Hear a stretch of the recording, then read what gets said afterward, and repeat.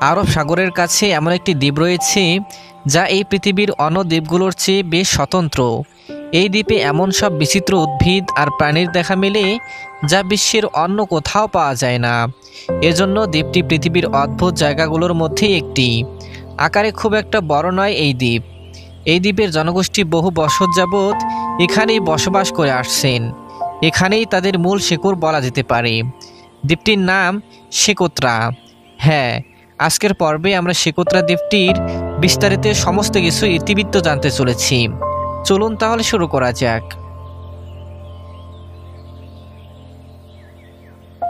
সেকোত্রা দ্বীপটি ইয়েমেনের অংশ। দ্বীপটিতে স্থানীয় শত শত প্রজাতির উদ্ভিদ এবং প্রাণীর সুরক্ষা এবং সুরক্ষিত রাখার জন্য সেকোত্রাকে 2008 সালে ইউনেস্কো বিশ্বের ঐতিহ্যবাহী এক স্থান হিসেবে মনোনীত করেছেন। দ্বীপটির প্রাকৃতিক সৌন্দর্য এক কথায় অনন্য। বালুময় সৈকত, পাথুরে অসমীয় ভূমি আর উঁচু উঁচু পাহাড় নিয়ে দ্বীপটি গঠিত। সাদা বালির সৈকত থেকে নীল টারান্টুলা প্রাণী এবং বিরল প্রজাতির বিভিন্ন উদ্ভিদের কারণে এই অঞ্চলটি বিশ্ব পর্যটকদের কাছে এক অনবদ্য দর্শনীয় স্থান হিসেবে পরিচিতি পেয়েছে। স্বতন্ত্র দ্বীপ হিসেবে পরিচিত এই সেকোত্রা, আব্দ আল কুরি, সামাহা ও ডারসা, এই 4টি দ্বীপ মিলে তৈরি হয়েছে সেকোত্রা দ্বীপপুঞ্জ।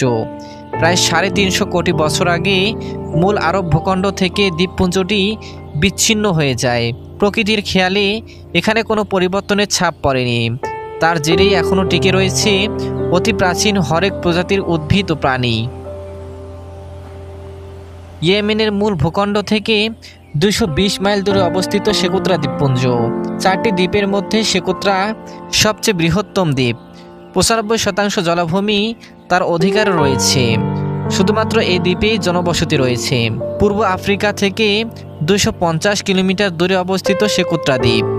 দৈর্ঘ্যে এই দ্বীপ 132 কিলোমিটার এবং চওড়ায় 49.7 কিলোমিটার। দ্বীপটি ইয়েমেনের অংশ হলেও সোমালিয়ার উপকূলের খুব কাছেই এটি অবস্থিত। দ্বীপ জুড়ে ভিনগ্রহী বৃক্ষের সমারোহ। দ্বীপ জুড়ে বিরল প্রজাতির নানা উদ্ভিদের দেখা মেলে। দ্বীপের কোথাও ছাতার মতো গাছ, আবার কোথাও দেখা যায় খর্বাকৃতির গাছ। কোনো গাছ পাতাহীন, কিন্তু গাছের প্রতিটি ডালে ফুল ফুটে আছে। এজন্য কোনো ভিন গ্রহের আবাসভূমি। সেকোত্রা দ্বীপে 825টি প্রজাতির উদ্ভিদের মধ্যে 360টি প্রজাতি স্থানীয়। এখানকার প্রায় 37% উদ্ভিদকে পৃথিবীর অন্য কোথাও জন্মাতে দেখা যায় না। এর মধ্যে কোনো কোনো প্রজাতি আবার প্রায় 2 কোটি বছর ধরে টিকে রয়েছে। গবেষকদের মতে অত্যাধিক জলাভাব এবং প্রখর তাপমাত্রার কারণেই গাছগুলো এমন অদ্ভুত দেখতে হয়েছে। 2004 সালে বিশ্ব পরিবেশ সংস্থা সেকোত্রা দ্বীপপুঞ্জের 3টি প্রজাতিকে অতি বিপন্ন এবং 27টি প্রজাতিকে বিপন্ন উদ্ভিদের তালিকায় অন্তর্ভুক্ত করেছে।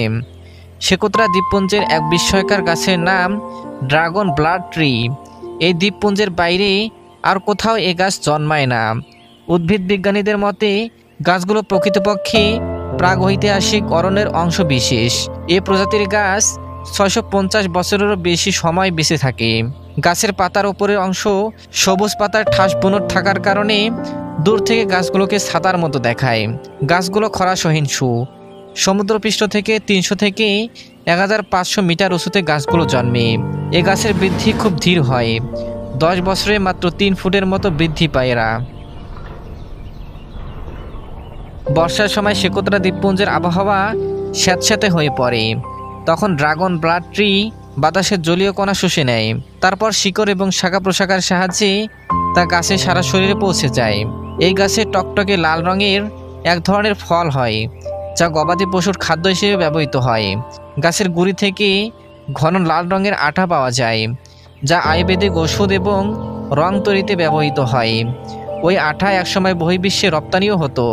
গাছের এই লাল রস থেকেই স্থানীয়দের মুখে গাছটির নাম হয়ে যায় ড্রাগন ব্লাড ট্রি। গাছটি এতটাই জনপ্রিয় যে ইয়েমেনের মুদ্রাও এর ছবি খোদিত আছে।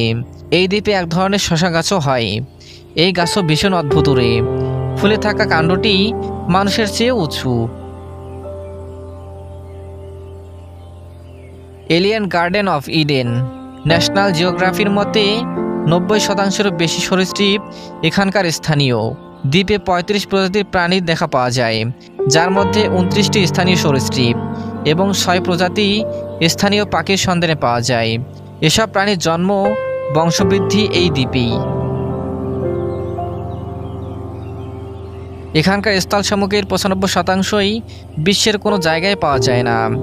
নানা প্রজাতির মাকড়সা, পাহীন টিকটিকি, ৩ প্রজাতির কাঁকড়া, যা এখানকার বিচিত্র প্রাণী জগৎ। মানুষ বাদ দিয়ে বাদুড় প্রজাতির প্রাণী দ্বীপটির একমাত্র স্তন্যপায়ী প্রাণী।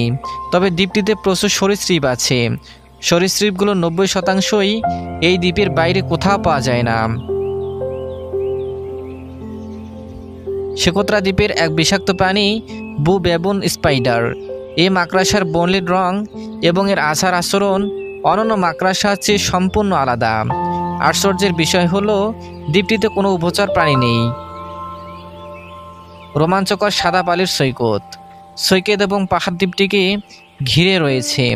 দ্বীপ উপকূল জুড়ে বেশ কয়েকটি সমুদ্র সৈকত রয়েছে। সাদা বালির এই অপরূপ সৈকত আরব সাগর থেকে গার্ডফুল চ্যানেল পর্যন্ত বিস্তৃত। এই সাদা বালির সৈকত এই অঞ্চলে খুব একটা দেখা যায় না। সৈকতের এই সাদা বালিয়ার কারণে এই দ্বীপকে ভিনগ্রহের দ্বীপ হিসেবেও অনেকে অভিহিত করেন। উষ্ণ তাপমাত্রা ও সাদা বালির সৈকতের কারণে এই দ্বীপটি অনেক সৈকত প্রেমীর কাছে বেশ পছন্দনীয় এক স্থান। সাদা বালির অপরূপ সৈকতের কারণে অনেকে এই দ্বীপকে ভিনগ্রহের দ্বীপ হিসেবে চিহ্নিত করেন। উপকূলবর্তী শহরগুলির কাছে অনেক জেলে সম্প্রদায়ের বাস, তাই সমুদ্র উপকূল জুড়ে অনেক মাছ ধরার নৌকা দৃশ্যমান। অনেকে সমুদ্রের তীর ঘেঁষে নৌকায় সমুদ্র ভ্রমণ করে আসেন।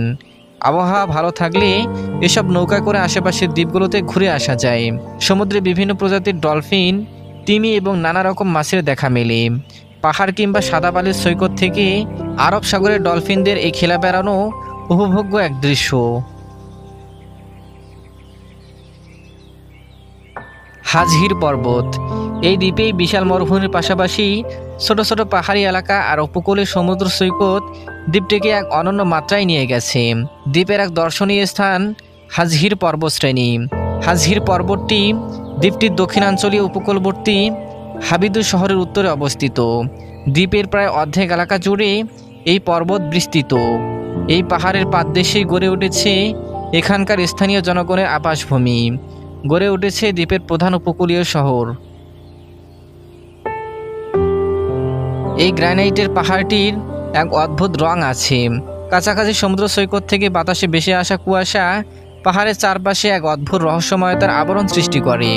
এই দ্বীপের আরও একটি পাহাড় মাসানিক। এটি সর্বোচ্চ পর্বতমালা, যা সমুদ্রপৃষ্ঠ থেকে ১৫০০ মিটার উপরে অবস্থিত। অনেক পর্যটকই হাইকিংয়ের জন্য এই পাহাড়টিকে বেছে নেয়। দ্বীপের পাহাড় জুড়ে শত শত ছোট গুহা রয়েছে। বিভিন্ন যুদ্ধের ধ্বংসাবশেষ। দ্বিতীয় বিশ্বযুদ্ধের সময় জার্মান সেনাবাহিনী দক্ষিণ আরবে অনেক জায়গা দখল করে নেয়। পরবর্তীকালে শীতল যুদ্ধের মাঝামাঝি সময় ব্রিটিশ সৈন্যরা তা আবার দখল করে নেয়। এর কিছু সময় পর সোভিয়েত সৈন্যরা শেকোত্রা দ্বীপপুঞ্জের পুরো এলাকাটি দখল করে নেয়। পরবর্তীকালে বহু সময় ধরে মধ্যপ্রাচ্যের সরকার দ্বীপটিকে সামরিক বেস হিসেবে ব্যবহার করে এসেছে। বিভিন্ন দেশের সামরিক বাহিনীর পরিত্যক্ত যুদ্ধ ট্যাঙ্ক। বিভিন্ন দেশের সামরিক বাহিনী এ দ্বীপে অবস্থানকালে তাদের ব্যবহৃত নানা সামরিক উপকরণের চিহ্ন এখনও দ্বীপে নানা স্থানে দেখতে পাওয়া যায়। আজও দ্বীপের বিভিন্ন স্থানে যুদ্ধের নানা ধ্বংসাবশেষ, যেমন যুদ্ধ ট্যাঙ্ক, কামান প্রভৃতি পরিত্যক্ত সামরিক যন্ত্রপাতির দেখা মেলে। প্রত্নতাত্ত্বিক নিদর্শন। এই দ্বীপ জুড়ে বিভিন্ন প্রত্নতাত্ত্বিক নিদর্শন ছড়িয়ে রয়েছে। বিভিন্ন বিজ্ঞানীরা এখানে খনন কার্য চালিয়ে প্রাচীনকালের বহু নিদর্শনের সন্ধান পেয়েছেন। এখনও দ্বীপের অনেক জায়গায় অনুসন্ধান চলছে। যদিও এসব নিদর্শনের আর্থিক মূল্য তেমন না থাকলেও এর ঐতিহাসিক মূল্য কোনো অংশে কম নয়। সমুদ্রের উপর প্রাচীন এক পরিত্যক্ত দুর্গ রয়েছে, যা অনেককাল আগের পুরনো ইতিহাসের সাক্ষ্য বহন করছে। এসব দুর্গ খিলান দ্বীপটিকে আরও রহস্যময় করে তুলেছে। রহস্যময় কুহেলিকা। ভৌগোলিকভাবে দ্বীপটি বেশ তাৎপর্যপূর্ণ। সারা বছরই এখানে হালকা বৃষ্টিপাত হয়। বর্ষা মৌসুমে এই বৃষ্টিপাতের পরিমাণ বেড়ে যায়। এ সময় সমুদ্র উপকূলবর্তী এলাকাগুলোয় ঘন কুয়াশায় সৃষ্টি হয়। সারা বছরই সমুদ্র উপকূলবর্তী এলাকা জুড়ে ঘন কুয়াশার এক প্রহেলিকা তৈরি করে। যা দ্বীপটিকে আরও রহস্যময় করে তোলে। সারা বছর এই দ্বীপটির তাপমাত্রা মোটামুটি স্থিতিশীল। গ্রীষ্ম, বর্ষা কিংবা শীত যে কোনো সময় এখানে এলে দেখা যাবে এক ধরনের কুয়াশা সমুদ্র উপকূলবর্তী এলাকা জুড়ে সবসময় এক কুহেলিকার আবরণ তৈরি করে রেখেছে। দ্বীপের বসবাসকারী জনগণ। দ্বীপটি তেমন জনবহুল নয়। সেকুত্রায় বর্তমানে ৬০টি গ্রাম রয়েছে, যেখানে প্রায় ৬০,০০০ মানুষ বসবাস করে। দক্ষিণ আরব জনগণের সাথে সেকুত্রা অঞ্চলের জনগণের মিল খুঁজে পাওয়া যায়, তবে দ্বীপ জুড়ে সোমালি জনগোষ্ঠীর সংখ্যা বেশি। দ্বীপে বসবাসকারী বেশিরভাগ লোকই স্থানীয় সেকুত্রীয় জনগণ। তারা হাবিদু এবং কানানসিয়া শহরের মধ্যে বসবাস করে। দ্বীপের জনসংখ্যার হিসেব অনুযায়ী হাবিদু শহরে প্রায় ৮,৫০০ লোকের আবাস। এই শহরগুলির বেশিরভাগই একে অপরের থেকে দূরে, তাই এক শহর থেকে অন্য শহরে যাওয়ার জন্য ছোট ছোট যানবাহন এবং নৌকাই প্রধান সহায়ক। সেকুত্রায় বাসিন্দারা অনেকটাই শান্তিপ্রিয়। এখানকার অধিকাংশ জনগণ দরিদ্র সীমার নিচে বাস করে। তাদের অধিকাংশই কৃষক এবং মৎস্যজীবী। মাছ ধরাই তাদের আয়ের প্রধান উৎস। খেজুর এবং মেষ পালন করে বাকিরা জীবন নির্বাহ করে। সেকুত্রা সত্যি এই গ্রামের সবচেয়ে আকর্ষণীয় এবং দর্শনীয় স্থানগুলির মধ্যে একটি। দ্বীপটিতে রয়েছে সমুদ্র সৈকত, বর্ণিল পাহাড়ের সারি, আর রয়েছে অদ্ভুতুরে উদ্ভিদ ও প্রাণীর বাসস্থান। ফ্লোরা এবং ফানার এক বৈচিত্র্যময় সমাহার এই দ্বীপ।